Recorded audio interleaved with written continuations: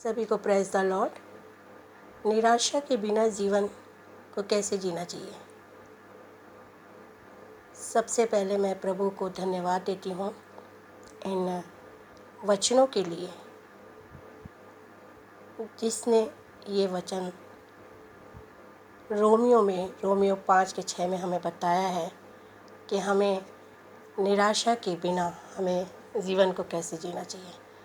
जब हमारे जीवन में निराशा आती है तो हमें इन वचनों को देखना चाहिए, इन पवित्र शास्त्र के इन पत्री को पढ़ना चाहिए। मैं धन्यवाद देती हूँ प्रभु को फिर से कि प्रभु ने हमें ये वचन के साथ हमारे जीवन में एक उल्लास भरा है, एक खुशियाँ भरी है, क्योंकि हमें इससे मालूम होता है कि प्रभु हमारे साथ है और जो हमारे लिए मरा, हमारे लिए उसने बलिदान दिया ताकि हम अपने जीवन में कभी निराश ना हों। आमीन। मैं प्रभु से यही प्रार्थना करती हूँ आप सबके लिए कि प्रभु आप सबको खुशियाँ दे, आशीष दे और ज्ञान दे इन वचनों को समझने के लिए। प्रभु आप सभी को और मुझे भी ज्ञान दे। मैं प्रभु से ये प्रार्थना करूँगी कि ताकि हम सब प्रभु के आशीष को पाएं और उसके आशीष के द्वारा हम पावरफुल बने, ताकि हमारे जीवन में इसी बार प्रभु का आशीष इस प्रकार से हमें प्रभु का आशीष मिलता रहे। मैं प्रभु को धन्यवाद देती हूँ। ये पवित्र शास्त्र में हमें पत्री में बताया गया है रोमियो 5:6 में कि हमें कभी भी निराश नहीं होना है साथियों, कभी भी निराश नहीं होना है, क्योंकि प्रभु ने हमारे लिए बलिदान दिया, प्रभु ने हमारे लिए मरा, उसने खुद के ऊपर कोड़े खाए, खुद को हमारे लिए कुर्बान करा, सिर्फ इसलिए ताकि हम निराशा में जीवन को न व्यतीत कर सकें। तो चलिए साथियों, सब निकालिए, प्रभु को धन्यवाद देते हुए कि सब निकालिए कि रोमियो 5 में परमेश्वर का प्रेम, जिसके कारण हमारे जीवन में बिल्कुल निराशा ख़त्म हो जाती है।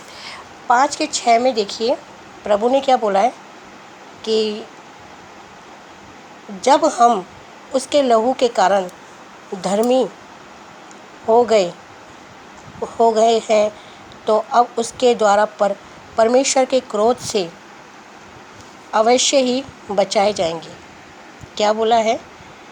धर्मी के उसके लहू के कारण धर्मी हो गए हैं, जो उसने अपना लहू बहाया है हमारे लिए, हमारे पाप खत्म हो चुके हैं। तभी हमें निराश नहीं होना है साथियों कि हमारे कर्जे कैसे ख़त्म होंगे, हमारे ज़िंदगी के दुख कैसे ख़त्म होंगे, कैसे हमारे जीवन से हर निराशाएं ख़त्म होंगे, हमारे जीवन से रोग कैसे ख़त्म होंगे। इन सब के लिए प्रभु ने पहले ही हमारे लिए बलिदान दिया है। हालेलुया।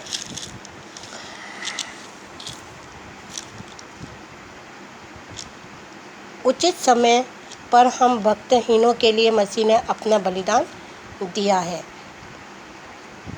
यानी कि हमने पाप किए, फिर भी प्रभु हमारे लिए उसने बलिदान दिया। वो हमें माफ़ करता है और हमें माफ़ करके हमारे जीवन को भरपूर करता है, आशीष से हमारे जीवन को आनंद से भरता है। वो जो निराशा है, हताशा है हमारे जीवन में, उसे ख़त्म करता है। अब देखो, किसी धर्मी मनुष्य के लिए भी कोई कठिनाई से मरता है, किसी अच्छे आदमी के लिए अपने प्राण त्यागने का साहस तो कोई कर भी सकता है। कोई कर भी सकता है। क्या बोला गया है इसमें, इस पत्री में, कि धर्मी मनुष्य के लिए भी कोई कठिनाई से मरता है। यानी कि हम जानते हैं हमारे कोई दोस्त, हमारा साथी, हमारे अपने, कोई हमारे लिए नहीं मरेगा, यानी कि हमारे लिए कोई बलिदान नहीं देगा। कि हमें ये कठिनाई है, हमें ये परेशानियां हैं, तो कोई हमें बलिदान नहीं देगा, हमारे लिए बलिदान नहीं देगा। सब अपने अपने बारे में सोचेंगे। परंतु इसमें प्रभु ने क्या बोला है, इसमें क्या बोला है कि किसी अच्छे आदमी के लिए अपने प्राण त्यागने का साहस तो कोई और भी कोई कर भी नहीं सकता है। पर परमेश्वर ने हम पर अपना प्रेम दिखाया, जबकि हम तो पापी ही थे, किंतु यीशु ने हमारे लिए प्राण त्यागे। हालेलुया, प्रभु की महिमा हो। सभी बोलिए, प्रभु की महिमा हो। क्या बोला गया है, कोई हमारे लिए कुछ करे ना करे, परंतु आज भी साथियों, प्रभु हमारे लिए सोचता है। उसने पहले ही हमारे लिए, हमारे खातिर वो मर चुका है, बलिदान दे चुका है, सिर्फ हमारे लिए, ताकि क्या हो सके, हम इन सारे पापों से मुक्त हो सके। जो भी हमारे जीवन में है, रोग है, परेशानी है, कर्जा है, अशांति है, घर में कुछ भी हो, नौकरी नहीं मिल रही है हमें, हम बहुत परेशानी में, हमारे पास पैसे नहीं है, हमें खाना खाने को नहीं मिल रहा है, परंतु ये सब ध्यान रखने वाला हमारा सिर्फ प्रभु ही है। जो प्रभु की शरण में आता है, जो प्रभु को अपनाता है, जो प्रभु में रहता है, प्रभु उसमें रहता है और उसके जीवन में वो काम करता है। हालेलुया। क्योंकि अब जब हम उसके लहू के कारण धर्मी हो गए हैं, तो अब उसके द्वारा परमेश्वर के क्रोध को अवश्य ही बचाए जाएंगे। क्योंकि जब हम उसके बैरी थे, तो उसने अपनी मृत्यु के द्वारा परमेश्वर से हमारा मेल मिलाप कराया। हालेलुया। देखिए क्या बोला प्रभु ने, क्योंकि जब हम उसके लहू के कारण धर्मी हो गए।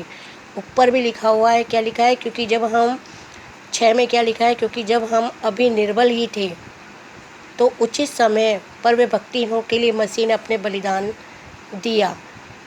प्रभु ने क्या दिया, हमारे लिए बलिदान दिया। परंतु 9 में क्या बोल रहे हैं कि जब हम उसके लहू के कारण धर्मी हो गए हैं, यानी कि सारे पापों से हम मुक्त हो चुके हैं साथियों, तो प्रभु का जो क्रोध है उससे हम बच जाते हैं। यानी कि हमारे जो भी प्रॉब्लम्स हैं वो हमारे सारे ख़त्म हो जाते हैं, उसका क्रोध हमारे ऊपर से हट जाता है। अगर हम धर्मी, उसकी नज़र में धर्मी हैं, हर पाप से मुक्त हैं, हम उसके वचनों में चलते हैं, उसकी बातों में चलते हैं, तो हमारे जीवन से हर परेशानी, हर हताशा ख़त्म हो जाती है। क्योंकि उसने क्या करा है, क्योंकि जब हम उसके बैरी थे, तो उसने अपनी मृत्यु के द्वारा परमेश्वर से हमारा मेल मिलाप करवाया, परमेश्वर के साथ हमारा मेल मिलाप करवाया। आप सबको पता है कि सबसे पहले परमेश्वर हमारे ऊपर नाराज़ था, क्योंकि आदम और हव्वा को उसने अपने रूप में बनाया था और उनको बताया गया था कि वो फल नहीं खाए, मृत्यु का फल नहीं खाए। लेकिन आदम और हव्वा ने उस नियम को तोड़ दिया और वो मृत्यु की उस फल को खा चुके। यानी कि परमेश्वर की बात को उन्होंने नहीं सुना और परमेश्वर ने उन्हें अपने जो वाटिका थी उसमें से उनको यानी कि हटा दिया, यानी कि नरक में भेज दिया। यानी कि इस पृथ्वी जिसे नरक बोला जाता है, इस पृथ्वी पर उन्होंने भेज दिया। इसी कारण से जो हमारा परमेश्वर है, प्रभु है, यीशु राजा है, उसने जन्म लिया, ताकि उसने बलिदान दिया। इस जन्म को लेकर उसने अपने जन्म को लेकर उसने बलिदान दिया अपना, ताकि वो क्या कर सके, परमेश्वर का जो क्रोध है, उसके पिता का जो क्रोध है, वो हम सब से उठ जाए। हम अगर धर्मी होते हैं परमेश्वर की बातों में, प्रभु की बातों में चलते हैं, प्रभु के वचनों में चलते हैं, जिस प्रकार से प्रभु बोलता है, हम गलत कार्यों को करना छोड़ देते हैं, अगर हम प्रभु के उचित बातों में ही अपने समय को बिताते हैं, तो प्रभु हमारे लिए, परमेश्वर हमें धर्मी कहलाते हैं हम, और परमेश्वर से उसने हमें, यीशु राजा ने ही हमें मिलाया, हमारे पिता से जो परमेश्वर के रूप में है वो उनसे हमें मिलाया, हमें हमारी गलतियों में हमारे को क्षमा किया है।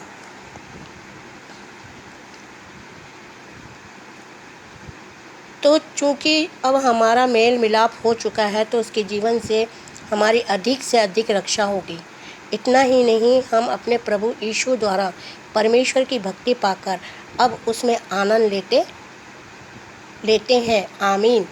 देखिए प्रभु ने क्या बोला कि जब उसने हमारा मेल मिलाप करा दिया और हम धर्मी कहलाएं परमेश्वर के आगे, नज़र में उसके, तो उसने प्रभु यीशु के द्वारा परमेश्वर की भक्ति पाकर अब उसमें हम आनंद पा रहे हैं। हालेलुया। आज हमारे जीवन में क्या है, जो भी इन चीज़ों में आ चुका है, प्रभु के, परमेश्वर के वचनों में आ चुका है, प्रभु के वचनों में चल रहा है, परमेश्वर के बातों में चल रहा है, उसके आज्ञाओं में चल रहा है, तो आज वो आनंदित है। हालेलुया। आमीन।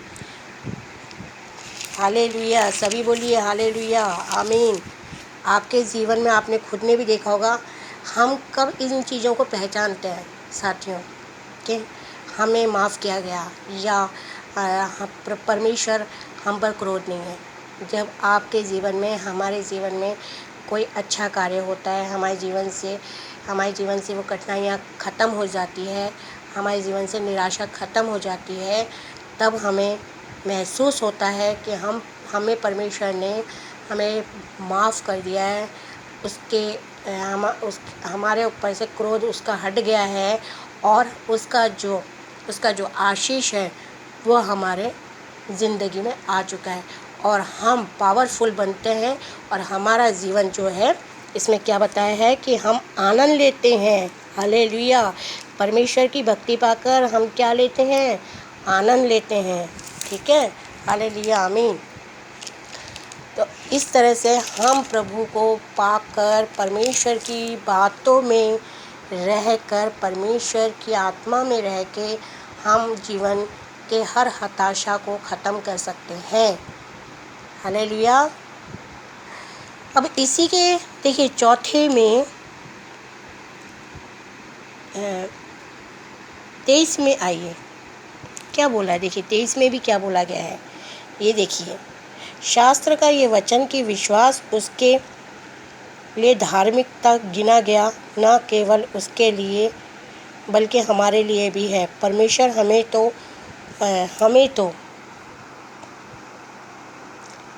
हमें जो उसमें विश्वास रखते हैं धार्मिकता स्वीकार करेगा। उसने हमारे प्रभु यीशु को फिर से जीवित किया, यीशु जिसे हमारे पापों के लिए मारे जाने को सौंपा गया, और हम धर्मी बनने के लिए मरे हुओं में से फिर पुनः जीवित किया गया। हमें वही बात बोला गया है इसमें, इस पत्र में भी, इन वचनों में भी, कि प्रभु ने हमारे खातिर परमेश्वर को जिंदा किया है ना। उसके बलिदानों के कारण हम धर्मी कहलाए, हम उसके बातों के कारण, उसके वचनों में चल के हम धर्मी कहलाए, और आज हम जिंदा हुए, पुनः जीवित हुए। हम मर के भी हम जीवित हुए। यानी कि मर के भी कैसे जीवित हुए? तन से मर के नहीं, आत्मा से मर के।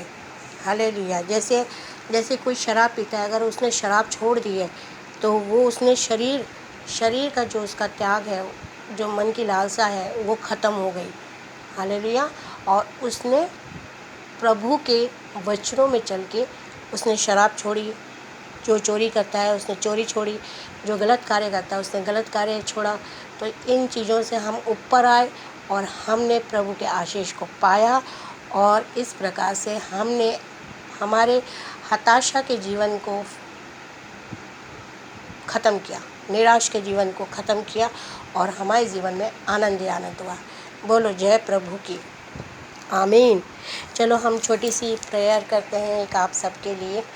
हे प्रभु, हालेलुया परमेश्वर, हम धन्यवाद देते हैं इन वचनों के लिए पिता परमेश्वर, इस पवित्र शास्त्र के लिए पिता परमेश्वर कि आपने अपने वचन इसमें डाले और पिता परमेश्वर जो भी इस वचनों को पढ़ता है, जो भी पिता परमेश्वर इस पत्री को पढ़ता है, पत्री के अंदर बातों को पढ़ता है पिता परमेश्वर, वो तेरे आशीषों को पाता है।